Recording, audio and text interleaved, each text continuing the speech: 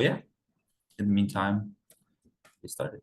So first, last week, right, we talked about the hidden job market. That's obviously why we're talking about how to actually have good networking conversations and how to actually handle, basically how to handle a coffee chat and then build relationships from that is everything we're going to be covering today.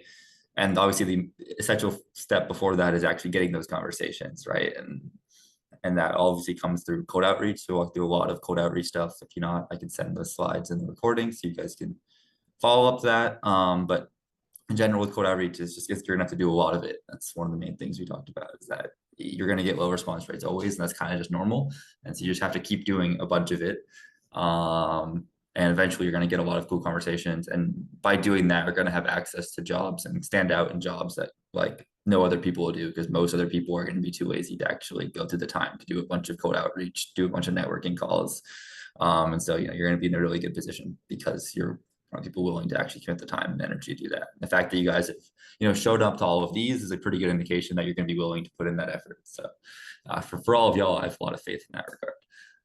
And then lastly, that I will emphasize 100 times to make sure you follow up on any cold outreach you do, because it's like the easiest there's like the one part of this that takes very, very little effort and you're going to get so much responses back from it. So make sure you follow up on those.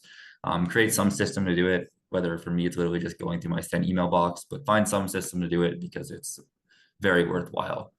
All right. Otherwise, I will get started if anyone has any questions about anything we already covered.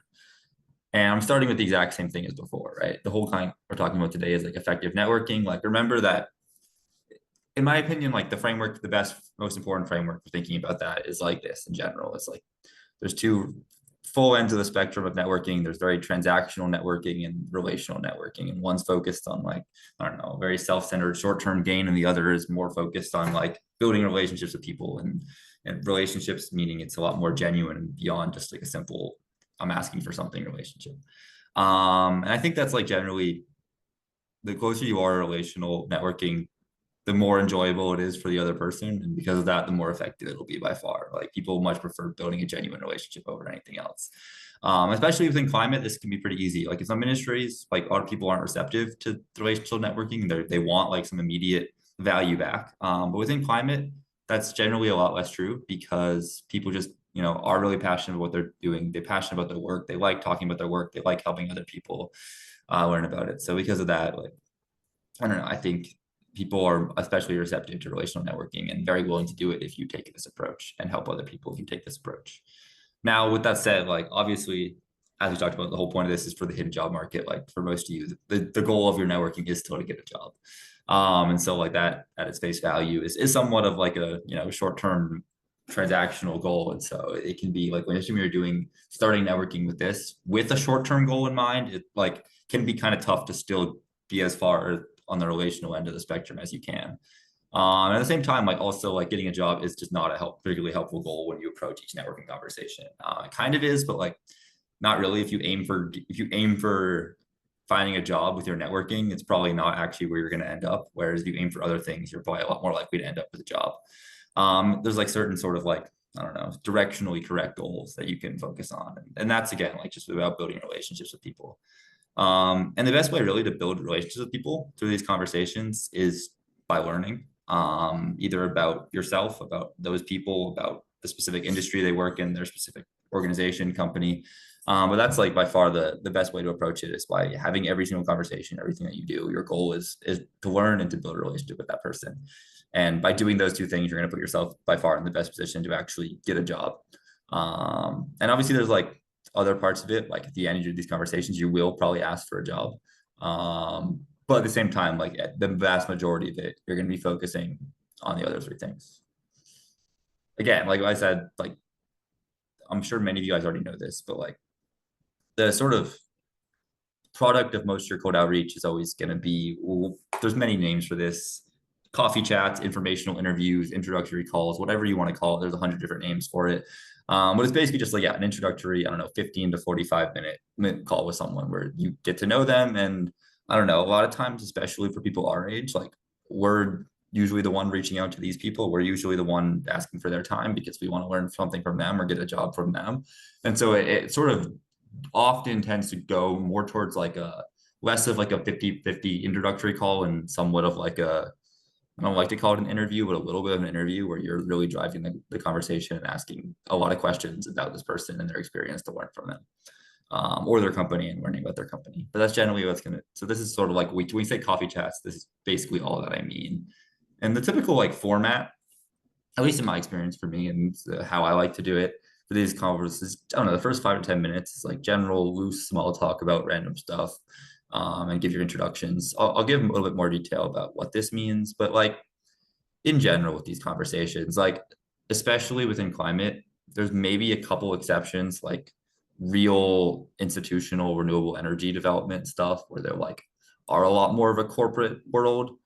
But in general, like these conversations should be very, very casual and personal. Like it's not really going to be like a, I don't know, it's not like the same sort of tone as a job interview where you're really trying to impress them and like you're using very professional language and you're talking only in professional ways and you're careful with the words you use. I'd say like in this, the ideal is to be as very far from that and sort of just talk like you normally would. And so like the small talk and the introduction sort of it sets the tone there. Then like sort of like the majority of these conversations, these coffee chats are going to be like you asking them a bunch of questions. And in between that, like there's definitely some stuff where you're going to be like sharing your experience. And often your questions might be like you sharing 3 minutes about the position you're in or some situation you've encountered and then asking them for their advice or how they'd handle that or they've experienced something similar. So like some of your questions might be like, it's a question after you talk a bunch, but realistically it's going to be like, you're the person asking for their time. Like the onus is on you to, lead the conversation and say what you want to talk about. What are the questions you want to, what are the things you want to learn from them about? So that's going to be the majority of these. And this is by far like the important part. Like people won't really remember the small talk or the introductions at the beginning. They will only remember like how the conversation flows and the questions you asked during the majority of the conversation. And then at the end, like after you've gone through all of that, then's the point where, you should actually ask for things. I'll go into more detail with that and what that means and what are some of the things you like can ask for. But like in general, yeah, it's good to, I don't know, make it as like conversational as possible and just like learn from them, ask them a bunch of questions. And then at the end, if you have things you want from them, ask them that after you do that first, regardless. Like they should always be learning first for the vast majority of the conversation. Cool. And then again, like last week we talked about this, like again, here's what are the 3 main reasons that these people actually respond to you, choose to be willing to help you, get on a coffee chat, get on a call with you, and give 30 minutes of their time to you. And realistically, it's like pretty much always one of these 3 reasons. They either like to talk about themselves, they like meeting new people, or they want to feel helpful. Usually it's a combination of all 3, if I'm honest, the type of people who actually tend to respond. But these are generally the reasons that people respond. And for the same reason, like those are also the reasons that they're going to enjoy the conversation is if they get to talk about themselves, they get to like feel like they understand and get to know you, and they like feel helpful. Like those are the things that like if they get to do those things, they will feel like it went well and they will have a good impression of you, both like personally and professionally. A lot of times like people over focus on like, oh, I'm having this conversation and it's like an interview and they're evaluating me. But like that's just not true at all. And they're like not rationally thinking about evaluating you. They're genuinely just trying to be helpful. They want to feel helpful. They want to talk about themselves. They want to like share the stuff they're really passionate about. Yeah. And so because of that, like, I don't know, in these conversations, I think the best thing by far is like embracing the reason that you actually did reach out. Like you did choose to reach out to this specific person working for this specific company for a reason. It could be because you love what their company does. It could be because you love the area, like you're just reaching out to every single company in that area that they're in. You don't actually know that much about that specific company, but the whole industry seems really cool and so you're interested in that. Or you like notice that specific person's career, either their current role or some of the different roles they've had. And you like are really there's someone you admire. You're like, wow, that would be a job I'd love to have in 5 years and 10 years. I'd love to have, in a month. And so like that's genuinely is your reason for reaching out. Like embrace that. Like, I don't know, directly talk about that. Like that's the reason that you want to talk to them. It's okay to be like, yeah, this is the reason I'm reaching out to you. And people really respond well to this because I don't know, people like it when other people are interested in the same stuff, when they're interested in their career, when they admire them. Like these are obviously really, really positive things. So lean into this as much as you can. And be direct. Like this is the reason you're reaching out to them, and they will like genuinely really enjoy that. Again, like I've already said, like the most important part of these conversations is asking really good questions. And with that, that should just be based on like what we just talked about, right? It's like the reason you reached out. It's like ask them a bunch of questions about that, whether it's this job they're doing, like what do you actually do on a day to day? What does that actually look like? Tell me, what did you do yesterday? Ask those type of questions, like learn about that. Whether it's about the industry, ask them their questions about the industry, like how has it changed over the last couple of years? Where do they think it's going to go? What are their hot takes about it? Stuff like that. And I don't know, I think the best advice or like simple catchphrase advice that I've heard about this by far is in these conversations, like, and in general, and like in any conversations in life and meeting new people, like you're going to be a more interesting person if you focus on being interested instead of interesting. You focus on being interested in them and asking questions and being curious.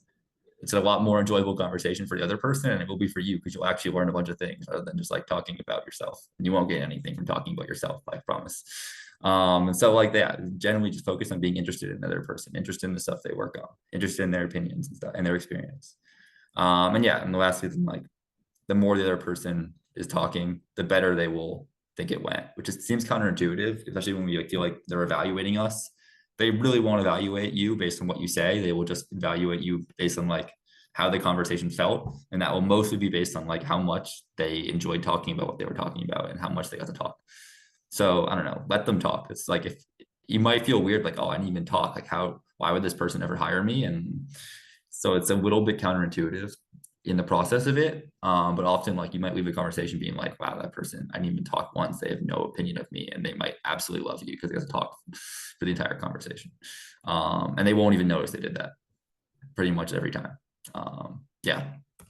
Okay. So then going to some quick specifics, like how to generally introduce yourself in these, like you're obviously going to go through like tell me a little bit more about yourself, and both of you guys will do that.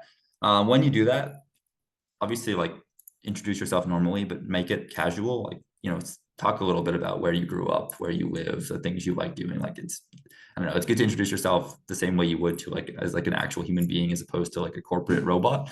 Be a real person in your introduction, introduce yourself like you normally would. And yeah, explain the stuff that you're interested in. That can also include like, yeah, right now I'm looking for a job in this specific industry. That's what I'm trying to do. Like, this is a good opportunity to say that without sounding like you're begging for a job. You're just like, no, this is who I am. This is what I'm interested in. So feel free to mention that. And then lastly, like, this is the part that most people tend to leave out. Like, directly tell them why you reached out to them specifically. Realistically, they might respond to them, 3 weeks after you reached out, and like, your reason for being interested now is different than it was before. You can even say that. Like, it's fine. Just be honest. Like, here's the things that like why you reached out to them, why you think it's interesting. Tell them that directly. People love to hear it. And I feel like it sets just a really positive tone for the conversation in general.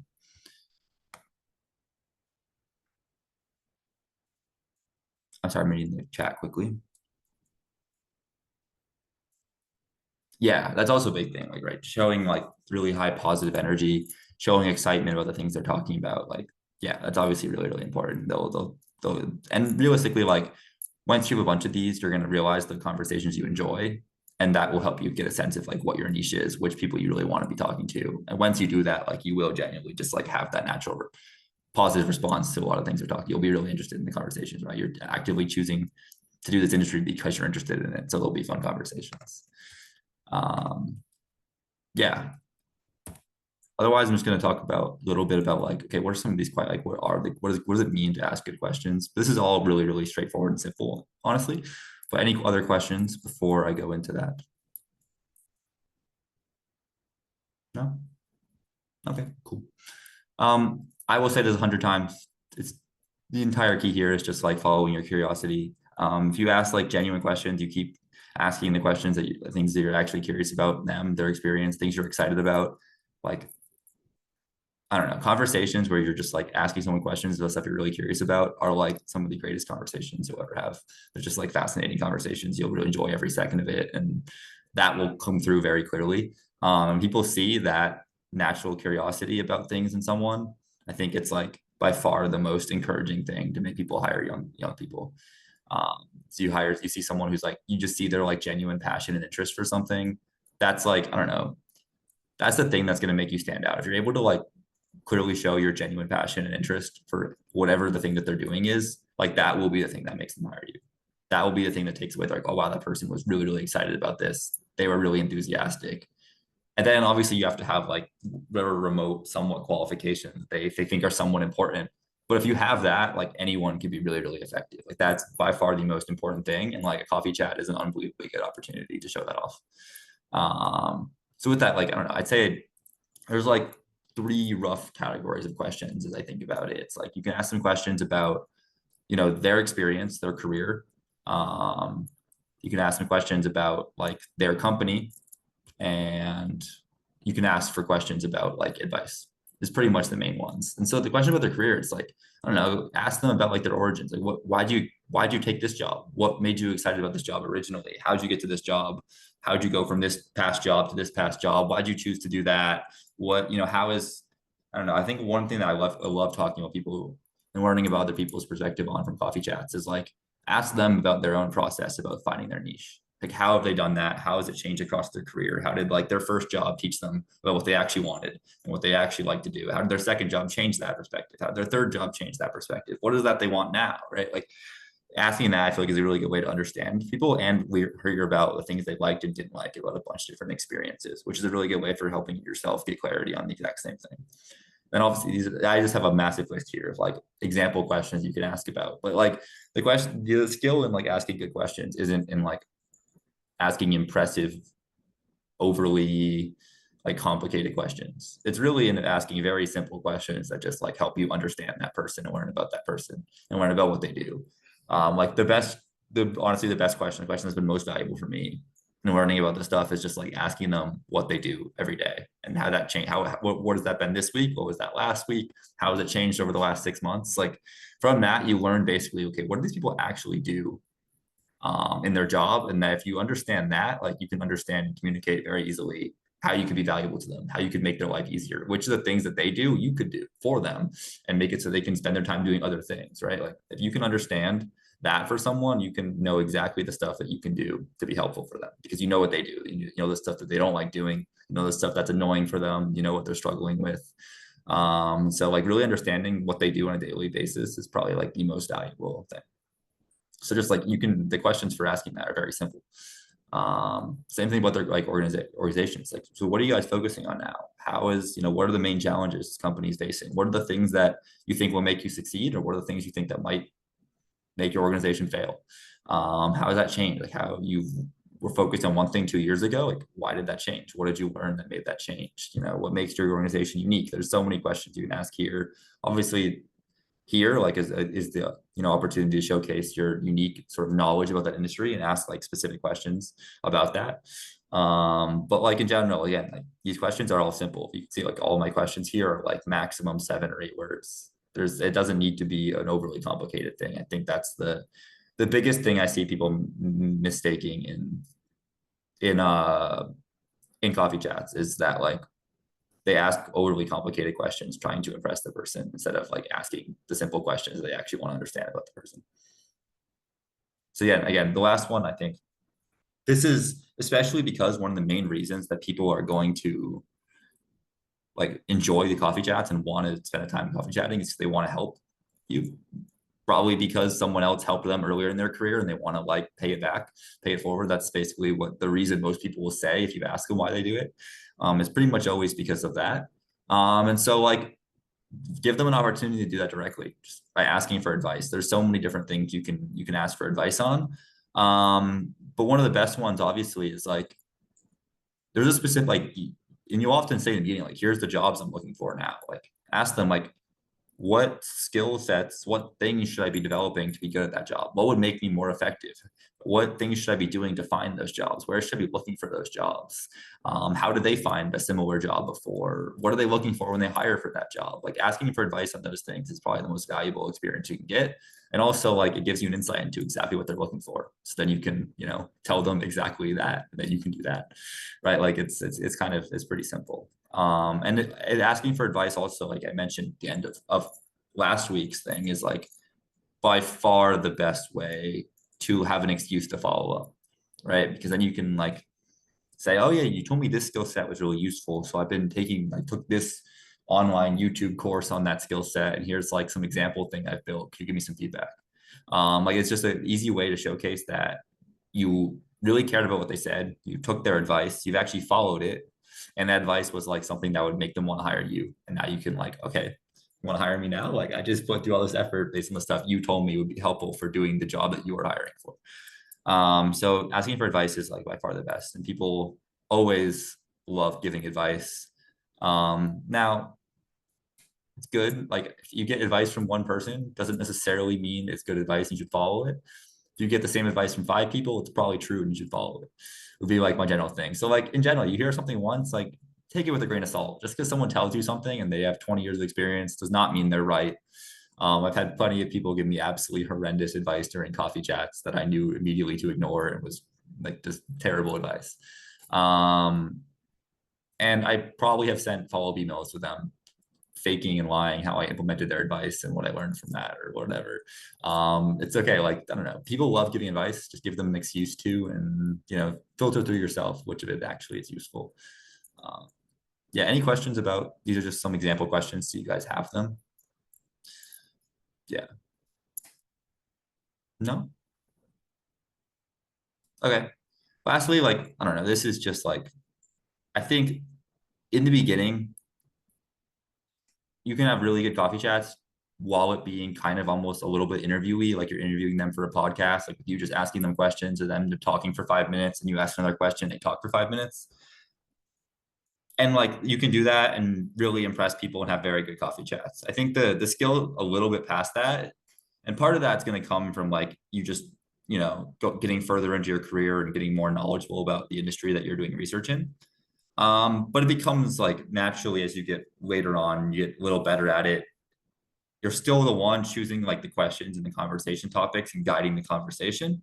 But at the same time, you're also contributing more to it. So like in between asking questions, like you might be adding, you know, adding in your unique insights more, you know, saying your own opinions more, talking about yourself more, relating what they say back to your own experience, the things you're good at, the things you've already done, things you've seen, the things you know, the things you read about last week. And so like in general, like as you get better at it, the amount of people talking will still, it will shift a little bit back towards you. Like in the beginning, that it might be like 90% them talking in the conversation, and that's like really, really good. As you get like more of an expert into whatever industry or whatever niche it is, it'll shift a little bit. But in my experience, like it's still good to keep it at like 70-30 them, for it to be most effective. Like you want them talking for the majority of it regardless. And eventually like you want to slowly work up a little bit more how much you're talking as you become more knowledgeable. And like this is like the bridging technique. This is slides we've used before. I think it's a little bit overly manufactured. You don't need to overthink it to this extent. But it's just like generally the way of doing that. It's like a, I don't know, an active listening trick. Is that like you repeat back what they said, you then relate it to something from yourself, either something that you've experienced, seen, read about last week, whatever, and then you follow up on their question. It's just like a technique to show people that you're listening. Honestly, you don't need to overthink it this deep. I think this is a little bit excessive, but if you want, if it's helpful to think about, like thinking about this, I'd say it's like you listen to any podcast interview ever, this is what they do every single time after someone talks, pretty much, is they follow like roughly this track of repeating and connecting it back to something and then asking another question. So if you want to like practice it more, like you can just listen to a podcast and notice how they do it and start sort of imitating that, embracing your like podcast interviewer while you're doing coffee chats, I think is like can help be helpful for some people. And that's like sort of high level. Yeah. Okay. Then lastly, it's like, how do you actually ask for things?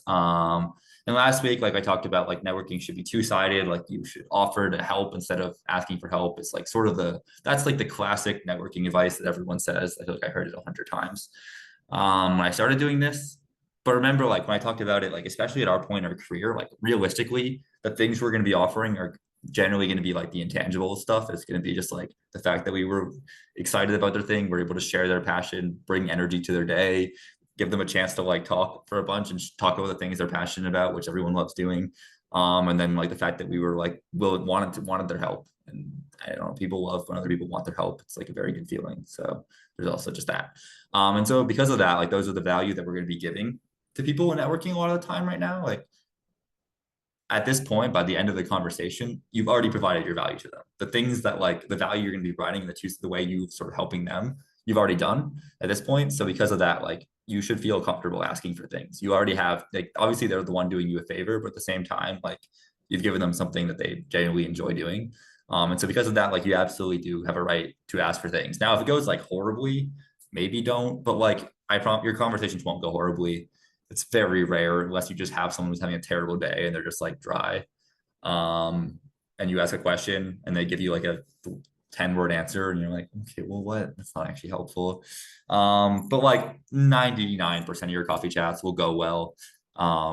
It's not like if someone says yes, they want to talk to you, they're happy to talk to you, they will enjoy it. And because of that, like every single time, even if you don't want a job for them, ask for something. Um, First, like before you ask for anything, always like thank them. Partially because it's just nice to thank them, and also partially because in thanking them, you're reminding them that they did you a favor by giving you their time, which will make them way more likely to give you a favor, do you another favor. So it just also primes them to say yes, which is generally pretty helpful. So like I don't know, the three main things you'd ask for them is like first is like for connections. Once you start having a bunch of these, the easiest way to like have a bunch more is by saving yourself the cold outreach time and having them introduce you to other people. They probably know a bunch of people in exactly the sort of position that you want to talk to. So it could be people in their same company, their same organization. It could be people in another one. But like ask them for introductions. They will be happy to say yes. Like, and realistically, like they'll probably be like, yeah, I'm happy to email them and ask if they're down to talk. But like absolutely ask this. I think a lot of times people are scared of people saying no. But like you're not going to get anywhere if you're afraid of people saying no. You have to sort of get over that fear. It can be kind of awkward, but once you do it a couple times, it gets like 100 times easier. So you just have to like sit there and force yourself to ask this every single time. And once people start saying yes, you'll realize, okay, yes, I'm going to do this, and it gets easy. And at least, and then eventually, sometime someone will say no to you, and then you'll realize 30 seconds later that it didn't matter and it wasn't actually that bit much of a rejection, and who cares. And then you move on and you realize it's actually really easy to do this, and you'll always ask. But I think it always takes like getting someone to say no once to get over that fear. So I understand that this can be hard in the beginning, but that's like you should ask for this every single time. The other things is like asking for a job, right? Ask them if they have anything relevant for you right now. One of the things I mentioned last time for those of you who are looking for internships is even if they don't have an open role, I wouldn't necessarily ask if they have any relevant needs. If you like, if they are someone you'd want to work for and want to learn from, like just ask them directly if they take you on as an intern, if like they could create an internship position for you to follow them. And in doing that, like I want you to ask that way because first of all, some people might not even think they could do that. They're like, oh wait, I do have a budget. I could ask to do that, have an intern. And they'll just be really honored that you want to work specifically for them. And like in this, it's just like, yeah, like this was an amazing conversation. I feel like I learned so much from you. Is there any chance you'd be willing to like take me on as an intern? I feel like I'd learn a lot from working with you just based on this conversation. And like people will be honored that you said that. They will come away like honored, even if they're like, oh, I'm sorry, I don't have the money to do that. They will still, if they then choose to hire an intern or hire a full-time person later on, be honored and know that you really, really want to work with them. So this is a really good one. If you're looking for internships, especially, you can do the same with full-time jobs, but like people are a lot less likely to create it just for the sake of it, just because it's so much more expensive. And so much like more of a commitment.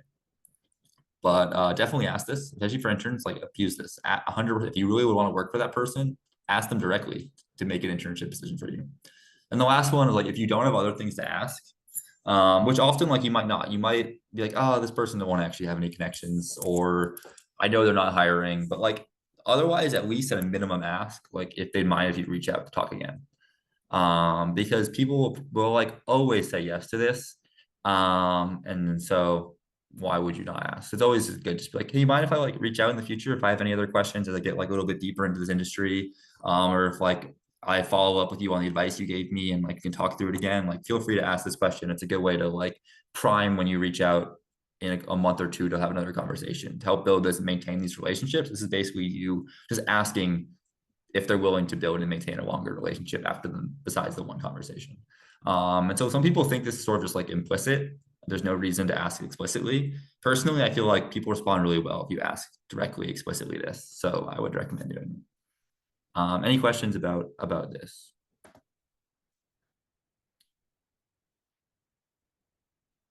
Yeah, that's a really good question. Yeah, definitely do multiple of these. Like there's no reason not to. Especially if one of them is this. Is would you mind if you reach out in the future? What I would say is make your biggest ask first. Um, so like if you're asking for a job, always lead with that. And then if they say no, then you go, okay, is there maybe instead, is there anyone you can introduce me to? I'm looking to meet other people in this industry. It's been a really helpful conversation. Would love if you know anyone else you think might be willing to talk with me. So like then ask for that. Um, and then if they say no twice, I mean, who cares? Ask for, okay, you mind if I reach out? They will 100% say yes if you ask for the third thing then. So ask for like the biggest thing first, just out of courtesy and respect. It's kind of like psychologically manipulative to do the opposite and ask for the small things and then get to the bigger thing. It might get you more people to say yes, but they won't hire you because you did that. So like it will just make them feel really guilty and shitty. So I don't recommend it. Ask for the biggest thing first. Yeah, but good question. Definitely ask for multiple.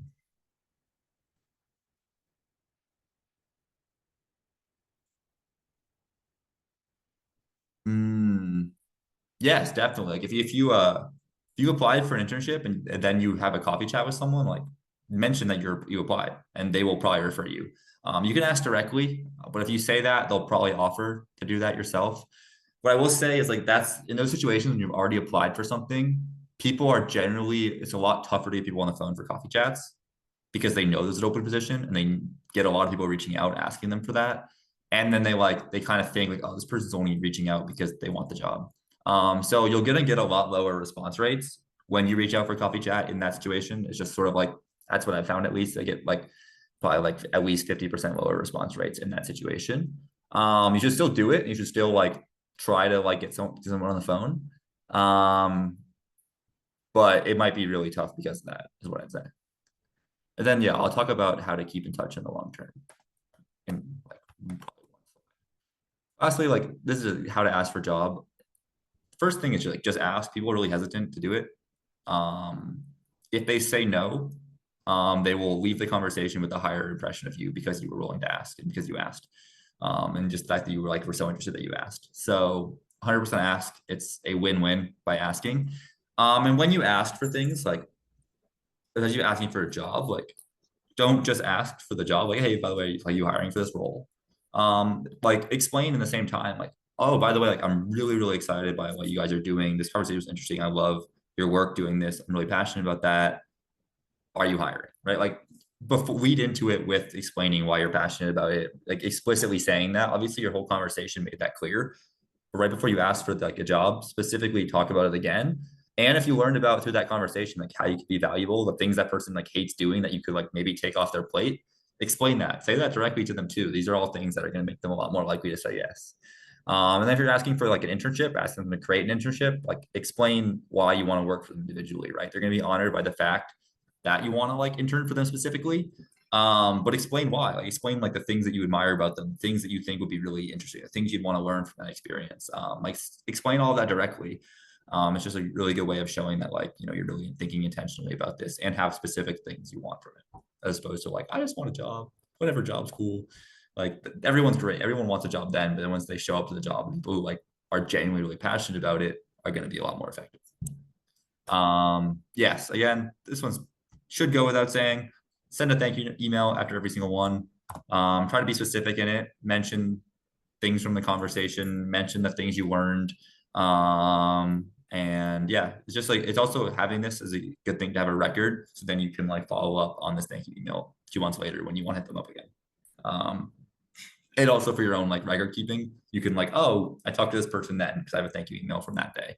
So just send a thank you email. You don't like sometimes people overthink it, like, oh, I have to wait a day or just send it like immediately after, like just really write it right after and send it.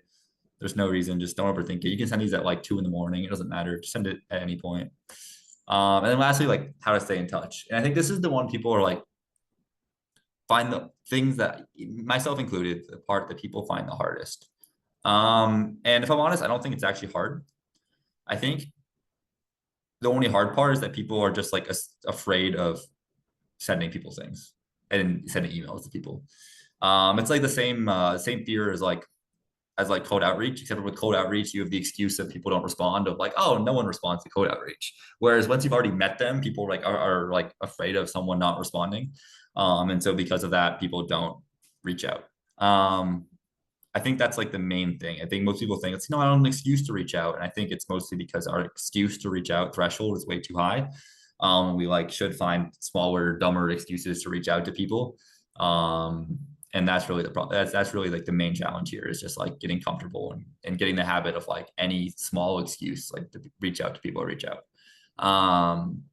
Yeah. So here's like a couple examples. The one I talked about last time is like following up on advice and like, oh, here's the advice you gave me 2 months ago, and here's how I've implemented it. Could I get some more advice? That's like my favorite one to use, especially when I was like originally looking for jobs. That's like a really good, you can almost, when doing that, you can create like a sort of like a cadence of like getting advice from someone every couple months. And that's like, it's just a really good way. People love giving advice, and like, it's really personal, and it shows like a clear reason for why you can get more value from talking again.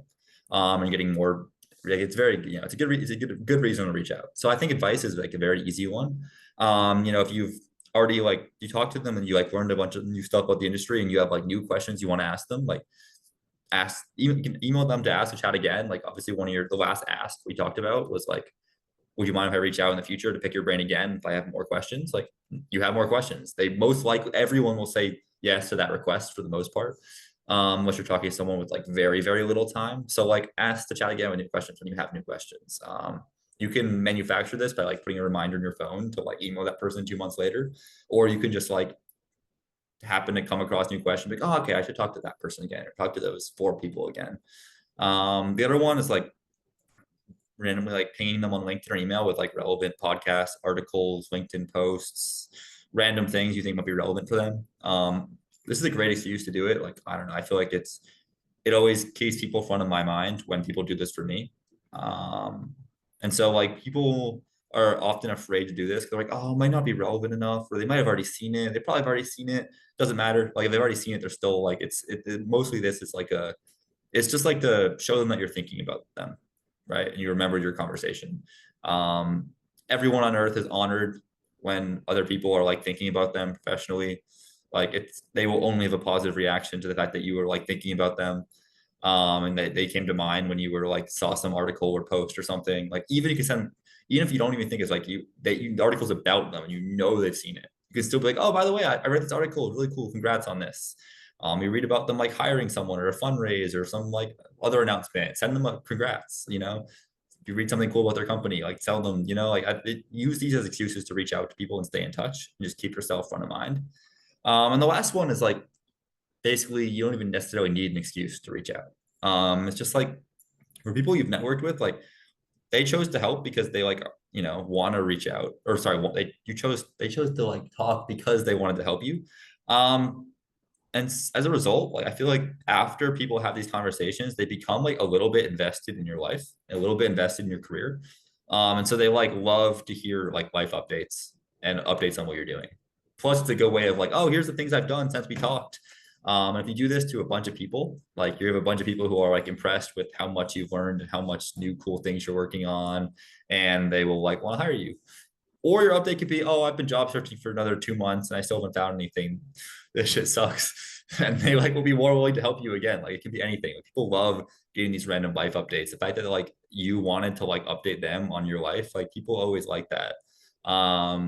So 100%, like every, I don't know, 3-6 months, don't be afraid to like reach out to all the people you talked to 3 months ago and send them like a life update on like the new things that's going on with them. Even if you don't have anything to ask for them or anything you want to share with them, like it's okay just to like share the things that you've been doing, especially at our point in the career. So here's the like 4 main ways to do it. Yeah, that's what I'd say. I mean, and I think the friendly life update is a good one of like, who knows? It's good to keep do that on like a 3 or 6 month cadence, because you never know when that person is going to be actually hiring for a role similar. And so you want to always be like the person they think of when they do that. And like, if you talked like a year and 3 months ago, like the odds that they think about you as that person might be pretty low. If you send them one email, they will. But like without any like priming in the last year and a half, like there's probably a lot lower probability. Yeah. I think that's everything there. I don't know. There's like with this, there's people have like actually only had like one 30-minute conversation with, but I probably had like 8 or 9 back and forth with on LinkedIn. And like I feel, I don't know, like a 4 times stronger relationship with that person, even though like in terms of actual time we've been talking, it's like 35 minutes, 30 minutes of coffee chats, and then like 5 minutes of very brief back and forth on LinkedIn. But I feel like I have a much stronger relationship with that person just we had all those back and forths over different periods of time, even without having like more than a 30-minute conversation. And so like people overestimate like how strong relationships you can build on like pretty limited time talking to someone directly. If you like have a cadence of reaching out and having some contact and updates on each other's lives. Yeah, I think that's everything. In terms of this, like some people track it in a Google Sheet. Some people I've heard about have like they call it like a network, a personal CRM, where they just like even use one of like HubSpot or something to like track all of this formally. That feels like too salesy for me. It's probably a really good strategy. I just like don't like doing it because it feels salesy, but like it's a good way of doing it. You can track it in a Google Sheet, just basically something that makes so you can remember all of these conversations, especially if you're having a bunch of these. This is really, really helpful. It's really a good thing to have a reference. So then like, you know, you get a new job, send an email to all the 3 people and be like, oh, thank you again for like helping me along the process. I've started doing this job now. This is actually the internship I ended up finding for this summer. I'm really excited for it. And just like send them that. Send them another one at the end of the summer. Like, oh, I just finished my internship doing this. Here's what I ended up doing over the course of the summer was I learned so much. Here's my refined version of things I'm interested in for next summer or for a full-time job once I graduate in a year. So yeah, I mean, I would try to use this just as a thing to help yourself remember, but there's many ways to do this, but a Google Sheet is like, you don't need to get crazy fancy with it necessarily. I think that's everything I have. Yeah, any questions about anything I've talked about today?